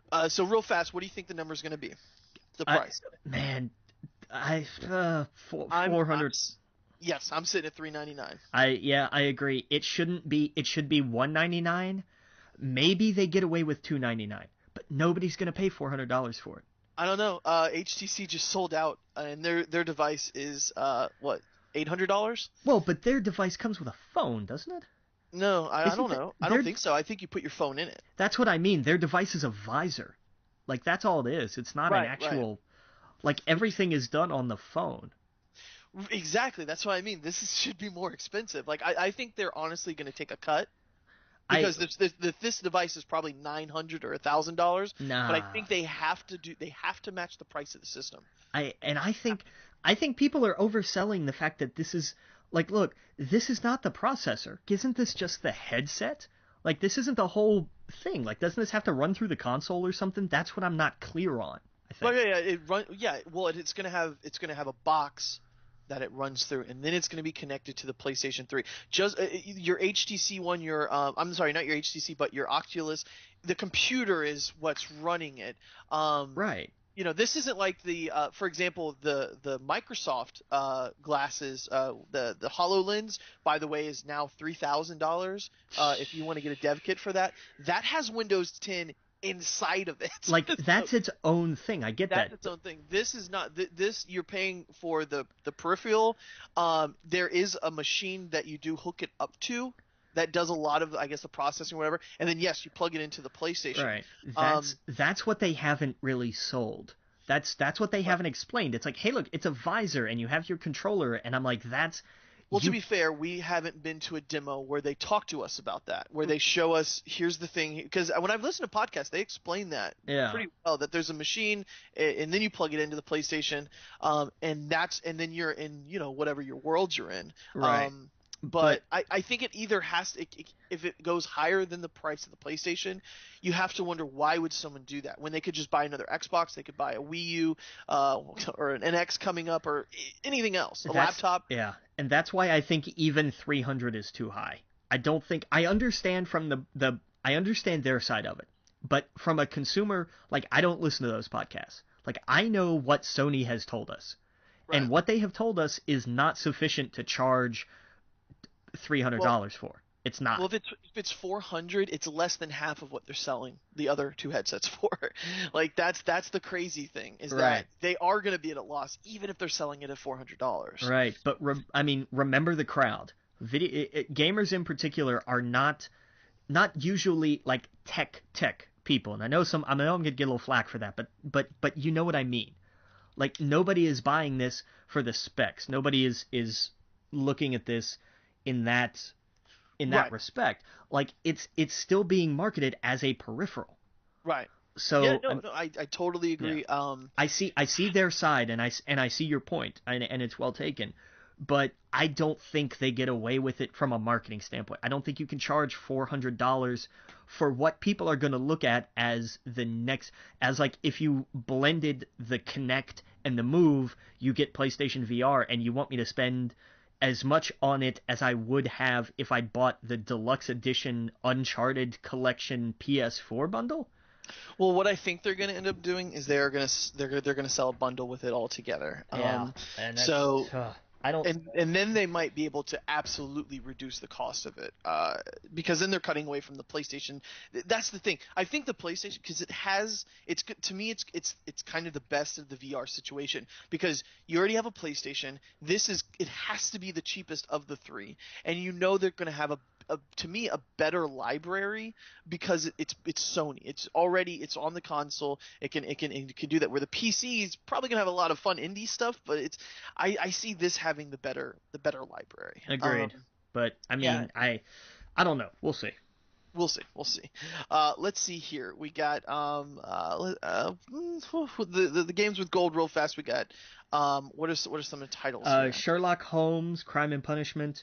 And Lords of the Fallen for Xbox One. Good one. Lords of the Fallen, not bad. And then the Xbox 360 games, which are backwards compatible for Xbox One people. Supreme Commander 2, never heard of it, don't really care. And Borderlands. Right. So, and for the PlayStation Plus, we got Broforce, PlayStation 4, Flame Over, Vita, Galaxy, PS4, Last Guy, PS3.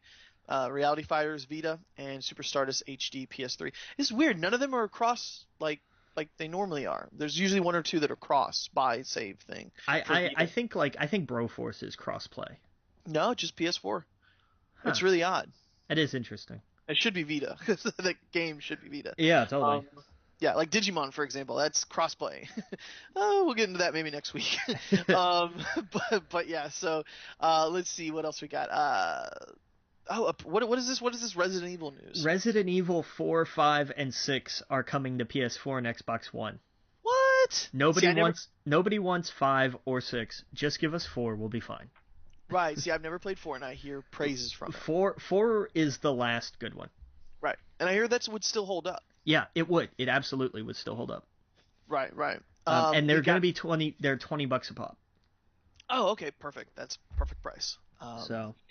Yeah, I saw that. I don't think it's in the news here real fast, but Nintendo, a lot of their 3DS games are dropping to $20. Oh yeah, it is. Yeah, I saw some of that. Yeah, Ocarina of Time, Donkey Kong Country, a bunch of other ones, which is cool. So if you're in the market for 3DS games, go look that up real fast. Big time. Yeah. Alan Wake returns trademark shows on a European database. Yeah, hey, maybe they're doing a sequel. We don't know. Yeah, I never read. I never watched. I never watched. Jesus Christ! Never played Alan Wake. Yeah, it's kind of both of those at the same time. Yeah, I never played Alan Wake. Was that the one with the book though?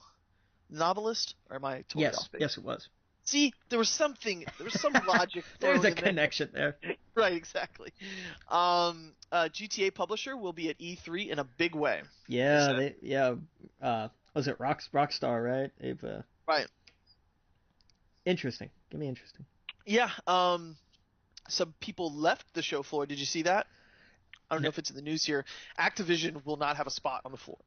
Really? Because I know somebody else had already done that. Was it Ubisoft? Yeah, it was EA. EA was the other one. That's it. Yes. So the two biggest publishers on the planet are not going to be on the show floor.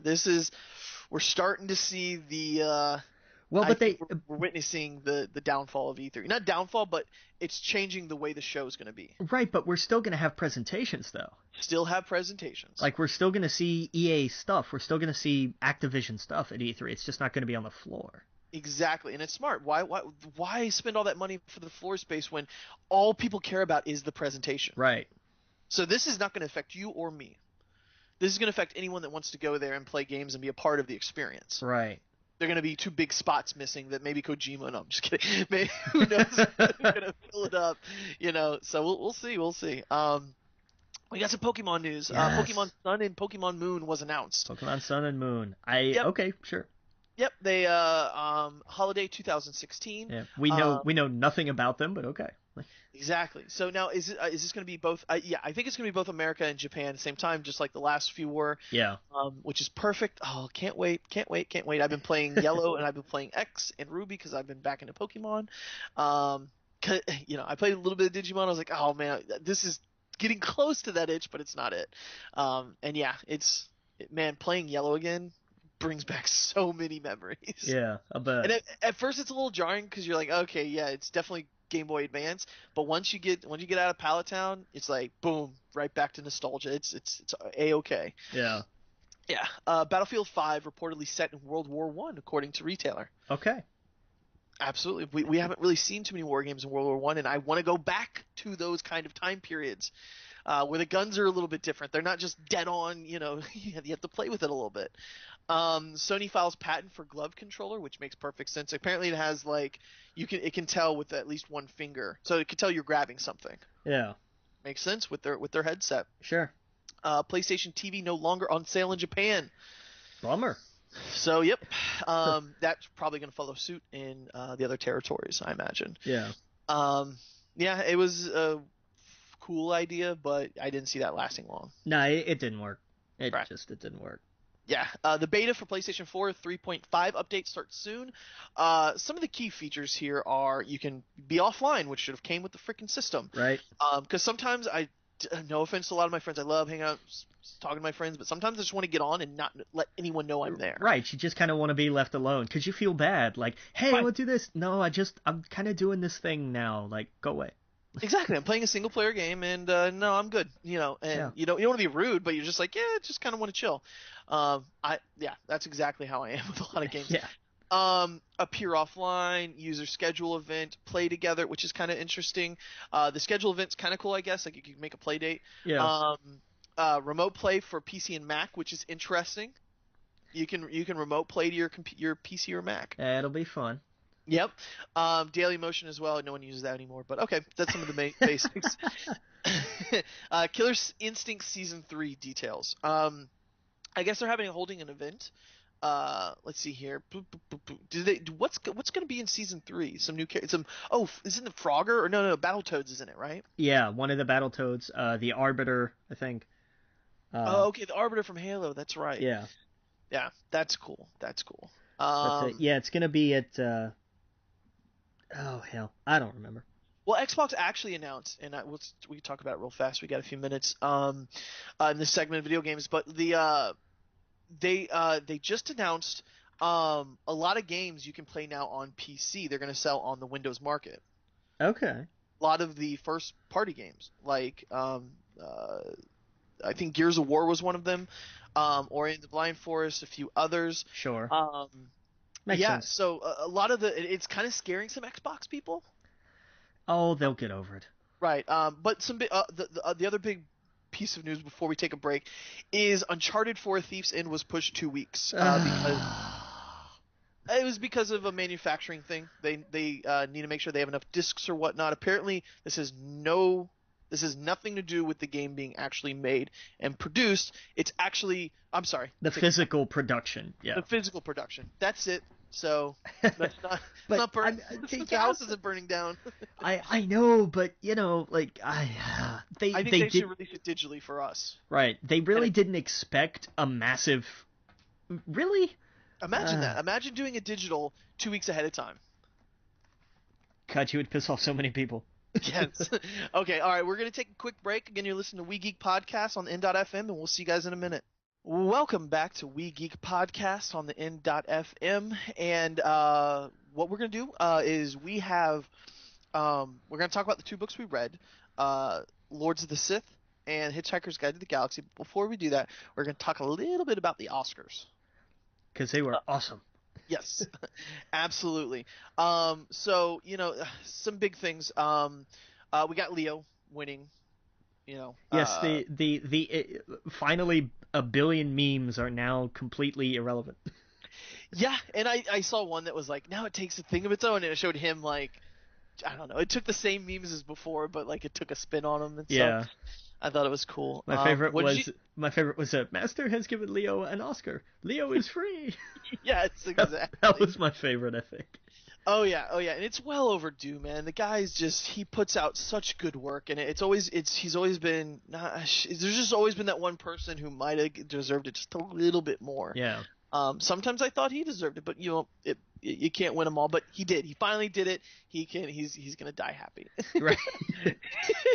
But yeah, what did you think of the big picture spotlight? I'm okay with that. Yeah, I'm okay with it too. Yeah. A lot of these films were great. I really thought I'd go to Revenant, but I actually watched the Big Short recently. Have you seen it? I haven't seen it yet. No, is it good? It is scary. I'm sure. You watch them like, hey, let's bet against the U.S. economy. This is a crazy, wacky idea. Oh shit. Oh shit. And then like they begin to realize how fucked they are, and then suddenly it gets to the point where they're like, you really feel like you're betting on people's suicide. Yeah.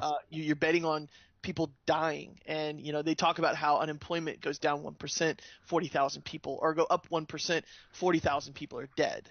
And like, the numbers, and it's just really scary. And it's like, what I really thought was interesting was Stephen Carell's character in it.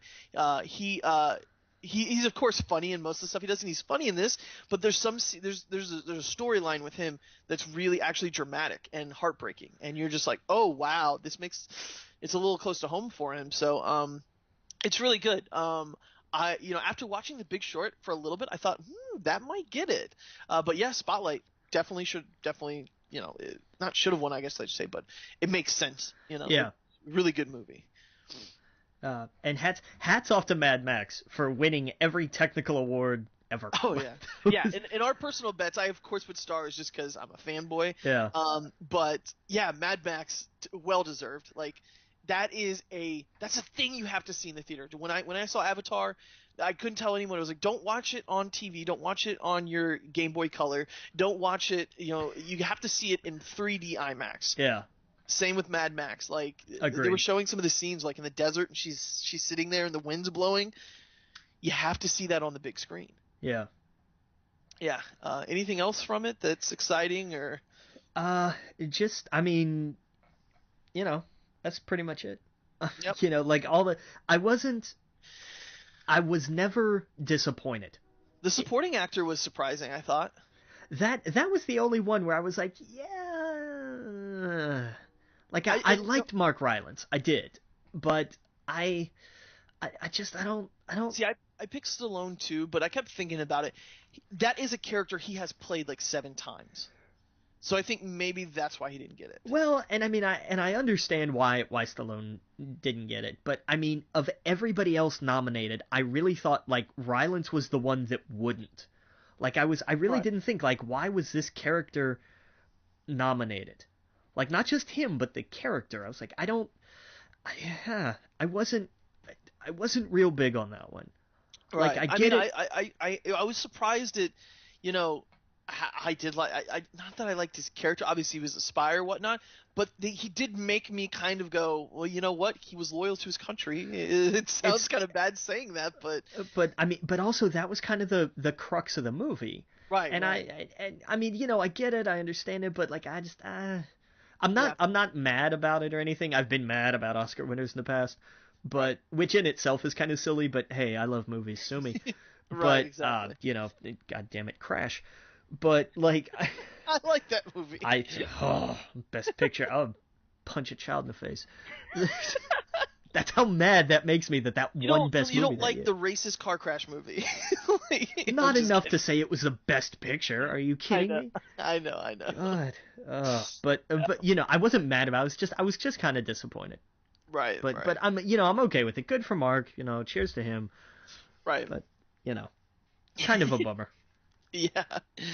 Yep. I think that's it with the Oscars. We got a few minutes to talk about the 2 books that we read. Yes.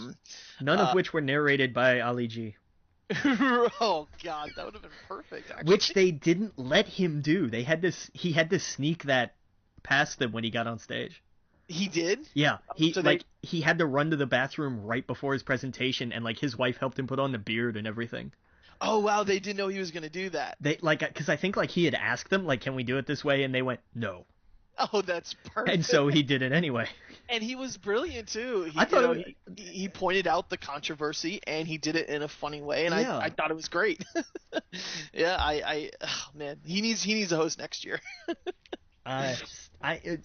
It was good, and look, no matter where you fall on whatever side of any debate about this, Chris Rock killed it. Yeah, I thought he dragged on a little bit. Well, but part of that is because the Oscars is a 4-hour ceremony too. Right, exactly. And see, he stopped about halfway through, but I was just like, okay. Well, the opening bit was just hilarious. Yeah, that was great. And the cookie thing, I didn't get that. I didn't understand. Like, well, wait, this is real. Look, I was like, they're really selling cookies. Yeah, it was better than Neil Patrick Harris's Magic Box. Oh, I totally agree. Yeah, this has just been one of the better. And it led to some great pictures. Right, did you see the one of Chris Evans, who's like 2 rows and over from Henry Cavill? Yeah. And he's laughing and pointing back like Superman's eating Thin Mints. Like, right, exactly. I guess that is funny. Yeah. It made for better moments, so I'm okay with that. Oh yeah. Yeah, like how he was like the next year's host, Kevin Hart. I thought that was funny. I could totally see that. He'd have to come out and get a box for Kevin. My God, I keep forgetting he's like 3'6", Yeah, he's really short. Oh man. But funny. I like Kevin. Oh yeah, Kevin's hilarious. I just when I saw Sacha Baron Cohen, I like Louis C.K. too. I guess you weren't too fond of him, but I love his dry sense of humor. His material was funny. I just don't like Louis. Where he was just like, Mad Max, just kidding. Yeah, like that was funny. That was genuinely funny. Those dry little bits, I dig. Well, do we have enough time to do these 2 books justice? We got time. All right, so real fast, what did you think of Lords of the Sith? Lords of the Sith was awesome. I thought it was really cool. It really let you in. It gave everybody the backstory of Vader and Palpatine that everybody wanted. Right. Like if you're like, well, why is everybody so afraid of Vader, and why is he so loyal to Palpatine? Like, it's a frail little, like, deformed hobbit. Like, I don't understand. Read this book. Yeah, the manipulation. Yeah. And it's cool because he's not exactly the Vader we know yet. Right. It's you know what he's I mean? Still, like, that past is still kind of tugging at him. Yeah, and I love the tie-ins with the Clone Wars and even with Rebels. Yeah. You know, he still thinks about, you know, his apprentice, and he still, and then of course what's his name, Cham, he's the father. Yeah, he's Athena's dad. Yeah. He's Athena's dad, so this ties in perfectly with those two series and whatnot. I thought it was really cool, and it got like kind of like Jurassic Park towards the end. A little bit, yeah. Yeah, I thought it was cool. I thought it was really interesting, and if you haven't read it, I'm not going to spoil the ending, but you know, it was this, the Emperor and Vader. Emperor knew what he was doing. Yeah. You know. Oh yeah.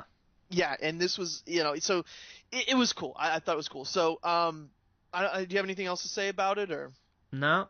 Okay, cool. What did you think of Hitchhiker's Guide? I loved it. It was hilarious. It was hilarious. It was the most British book I've ever read.